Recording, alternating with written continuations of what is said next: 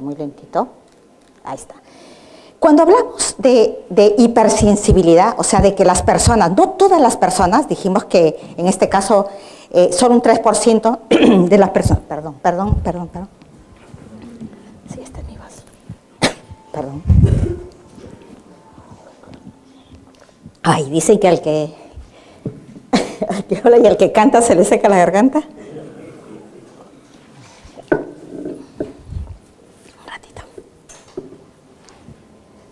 Entonces, cuando hablamos de esa hipersensibilidad, hablamos entonces ahí alergias y no alergias o intolerancias. Entonces, esta reacción adversa a los alimentos que empezamos diciendo puede ser de dos tipos: mediada por el sistema inmune, y en este caso es alergia alimentaria o las enfermedades celíacas, que está dada por lo que las personas que no toleran el trigo, el gluten del trigo. Y no mediada por un sistema inmune o intolerancias alimentarias también. Y aquí están, en este caso, las causadas por la inmunoglobulina E, que son parte de los anticuerpos que tiene y son los que reaccionan frente a los alimentos. Las que están aquí, que son no mediadas por el sistema inmune, están las enfermedades celíacas. Y hay enfermedades que son mixtas, de las dos ahí. Y la celular o dermatitis de contacto, que en el caso... Y aquí, fíjense que estas cosas, ¿cómo nos van a ayudar cuando querramos ir a una planta a hacer las medidas para evitar que esas personas, en este caso que van a comprar nuestros alimentos, no tengan efectos adversos? Y las mismas personas que trabajan dentro de esa planta. Entonces, la metabólica o intolerancia a la lactosa, aquí está. Los que no pueden tomar leche, no pueden tolerar la lactosa, no tienen las enzimas para poder, la lactasa, para poder en este caso este azúcar de doblarlo. Y la farmacológica, que en este caso hasta incluso va la cafeína, pero más que todo está ligado a los medicamentos. Y acá hablan de tóxica y de las toxinas de pescado, que son, vamos a decir, reacciones adversas al consumo de alimentos y otras. Entonces, las reacciones adversas al ingesta de un alimento, clarito, son debidas a una alergia alimentaria o una intolerancia alimentaria.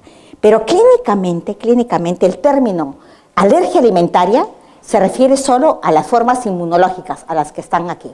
Y el resto de todas las reacciones, incluidas aquí cuando comemos un pescado histamínico, aquí se llaman intolerancias alimentarias por intoxicación. Entonces, vamos a seguir.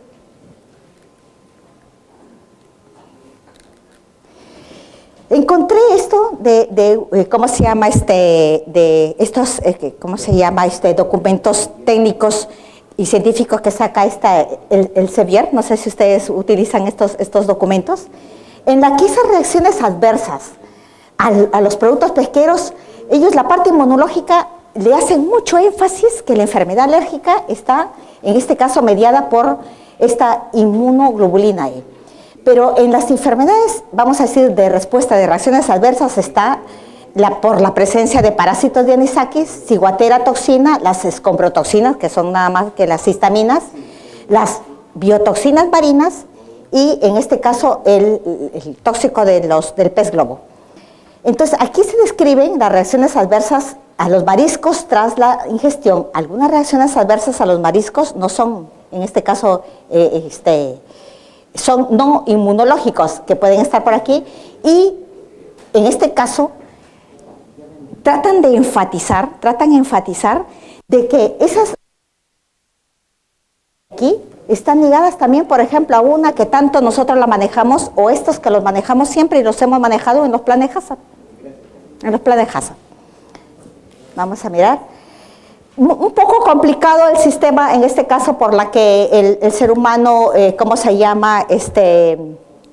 Hace la reacción alérgica. Y entonces, lo que queremos aquí destacar de esto, las definiciones de hipersensibilidad, que son las que nos tienen que quedar, que es el estado en que los síntomas o signos objetivamente reproducibles, o sea, que se me ven y que se van sucediendo, han sido iniciadas por la exposición a un estímulo definido a una dosis tolerada por los individuos normales. Por ejemplo, hay en mi grupo que comen, ¿cómo se llama? Caballa, cuando todavía yo podía comer caballa. Y a mí me daba una reacción terrible.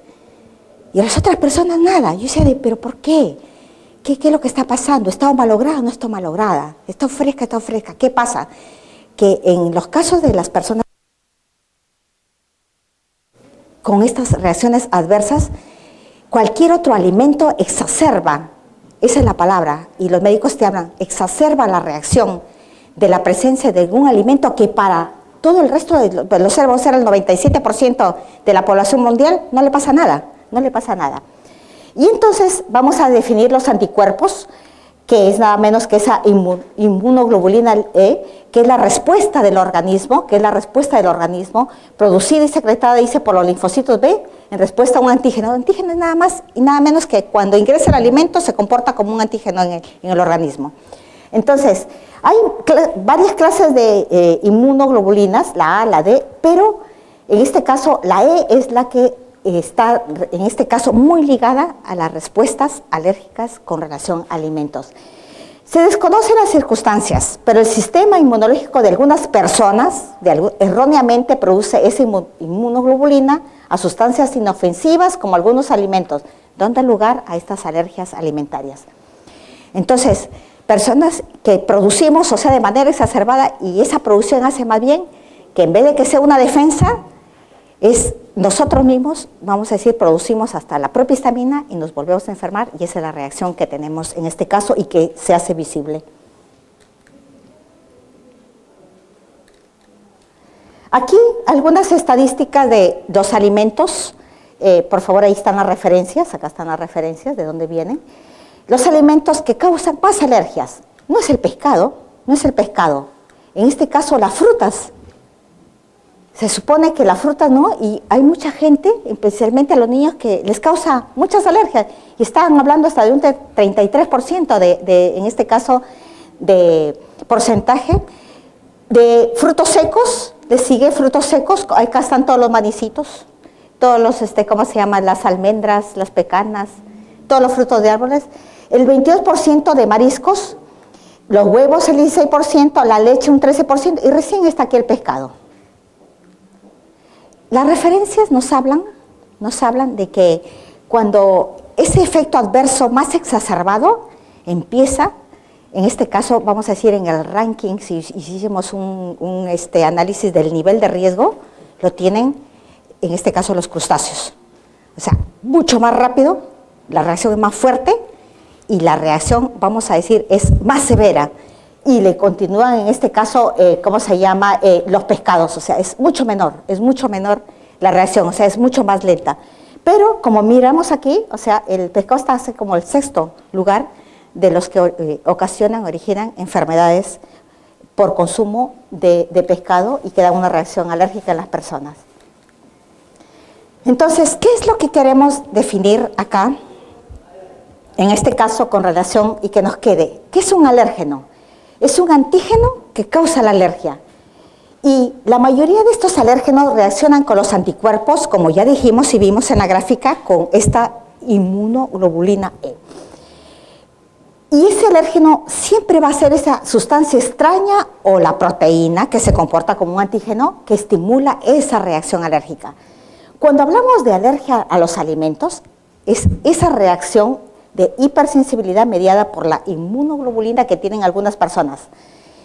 Entonces, la alergia se produce cuando el sistema inmune se vuelve sensible a los antígenos específicos de alimentos, generalmente proteínas. Y vamos a mirar cuáles son, de toda esa gama de proteínas que tiene el pescado dentro de sus músculos, cuáles son las que nos producen, en este caso, y hacen la unión, en este caso, antígeno y ¿cómo se llama? Y la inmunoglobulina para después provocar de que nuestro cuerpo reaccione y produzca estas sustancias que finalmente, vamos a decir, son el que dan ese efecto adverso a la salud de las personas. Entonces, pero cuando hablamos en sí de alergia a los alimentos, para mí la alergia es esa reacción exagerada de nuestro propio sistema inmune frente a alimentos que para la mayoría de las personas es inocuo. Solo las personas que son hipersensibles son las que, en este caso, tienen esa reacción. Y anafilaxia es la reacción inflamatoria, o sea, cuando yo tengo un alérgeno me provoca una enfermedad, una alergia alimentaria, esta puede desencadenar hasta este término que utilizan, anafilaxia, que le valió un premio Nobel a un médico francés, si no recuerdo bien, algo así, Richard. Él en 1902 acuñó ese término anafilaxia. ¿Y por qué le decía que muchas de estas cosas la gente, los científicos y las personas que les pasa y que quieren buscar el por qué, y cómo hago para evitar esto, son los que empiezan a estudiar? Y verdaderamente él fue el que acuñó ese término cuando se dio cuenta de que verdaderamente habían personas que reaccionaban completamente, ya no era la roncha en la cara, en las orejas, y no porque sea por el níquel de los aretes, sino por la reacción de los alimentos, sino que era completamente, o sea, te da una hinchazón casi total, y lo que es más, este espacio que tenemos entre las dos cuerdas vocales, la glotis, se cierra de tanta hinchazón y no puedes respirar, y por eso que te puede causar hasta la muerte. Y en el caso de las personas alérgicas, como yo, en mi cartera dice que soy alérgica a la penicilina, que cargo ahí en este caso mis medicamentos para evitar. Pero cuando te da una anafilaxia, lo único que te revive es la adrenalina, no hay más. La adrenalina para poder, porque empieza un estado de inconsciencia terrible y lo único que tú tienes es sueño y quieres dormir. Entonces, eso puede causar la anafilaxia. Un ratito quisiera ver si, en este caso, quiero apretar aquí. No, se retiró. Había vamos a ver. Estuve buscando en este caso, cómo clasificar en este caso a los alérgenos alimentarios, y encontré un discurso de un profesor, un catedrático de la Universidad de Córdoba en España, en la que yo no sé si hasta ahora se estila en las universidades que cuando empieza el ciclo académico, siempre hay un profesor que da su discurso, hace su speech, siempre ligado a una investigación o algo que haya hecho él durante todo el año, y que es como un mérito en este caso, para el profesor universitario. Entonces, él ha hecho un trabajo muy bueno, que espero también pasárselos, en la que ahí él habla de una clasificación de acuerdo a la secuencia que tienen las proteínas, a la estructura y la función biológica que tienen, y dice, sí, a mí me parece que sí, que hay alimentos alérgenos de origen animal y alimentos alérgenos de origen vegetal. Bravo, lotería.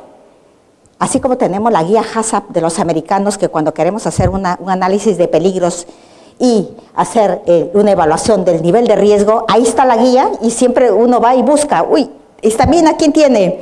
Ahí están, vamos a decir, te dan la respuesta. En este caso encontramos la respuesta. Entonces, cuando habla de alimentos alérgenos de origen animal, está hablando de esos, vamos a decir, de la sustancia, en este caso de esa proteína que se comporta como un antígeno, y está hablando de tres, vamos a decir, tipos aquí de alérgenos, como las caseínas presentes en la leche, que se unen a los iones de calcio, las parvalbúminas presentes en el pescado, y las tropomiosinas, que son esta de aquí, y la parvalbúmina es esta. Y ahí está la partecita Y de todos los ¿cómo se llama? Ejes de las proteínas, y que en este caso ya las tenemos. Esas son las causantes, en realidad, que se haga la reacción alérgica cuando las personas hipersensibles al pescado lo consumen. Entonces, en el caso de alérgenos de origen vegetal, estamos hablando de prolaminas, cupinas, profilinas, superfamilia B1, y eso tiene, cada una de estas cosas tiene una denominación. Es amplio, es amplísimo la parte de alérgenos. Disculpen un ratito.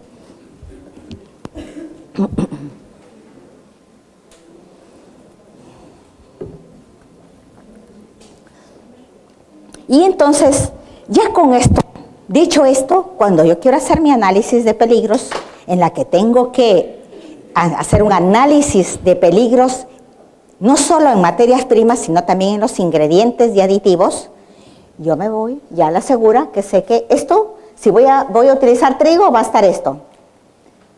Vamos a tener esto de aquí, si uso soya también voy a tener cupinas, o sea, que les va a causar a las personas. Entonces, esto ya me está diciendo, uy, vas a tener que tener una medida de control dentro de tu plan HACCP para poder, en este caso, evitar que las personas tengan ese efecto adverso.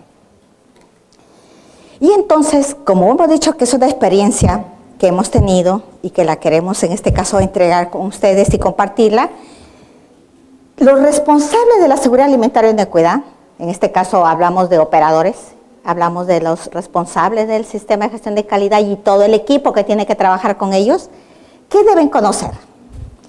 ¿Cuál es el alimento o la causa de la alergia? O sea, eso es lo que, a eso tenemos que ir, a mirar. ¿Cuál es eso? Pero ya tenemos ahí los datos. ¿Cómo puede provocar el efecto adverso? ¿Cómo? ¿Cómo? A través de cuando comes, cuando tocas el alimento o inhalas los vapores de cocción.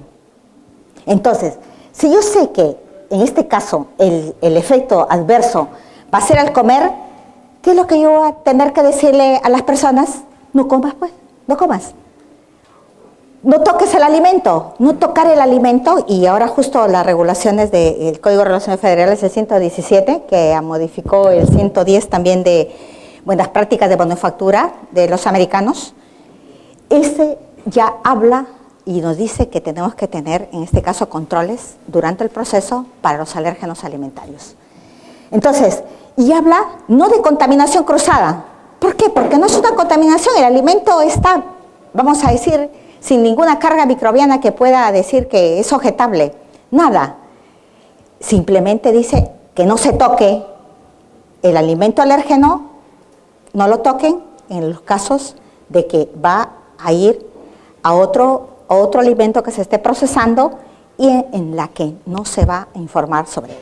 Entonces, ¿qué medidas vamos a adoptar para evitar ese efecto adverso que los síntomas son en la piel, en el aparato digestivo, en el aparato respiratorio, en todo el organismo? ¿Qué es lo que tenemos que hacer para evitar? Mira, uy, es terrible. ¿Cuántos de aquí, por favor, si les ha dado un episodio así de alergia? Por favor, ¿podemos levantar la mano? ¿Nadie le ha dado acá en esta sala? ¿Nadie ha tenido un episodio de una alergia? ¿Nadie? ¡Qué suertudos! No están ni en el 1 ni en el 3%.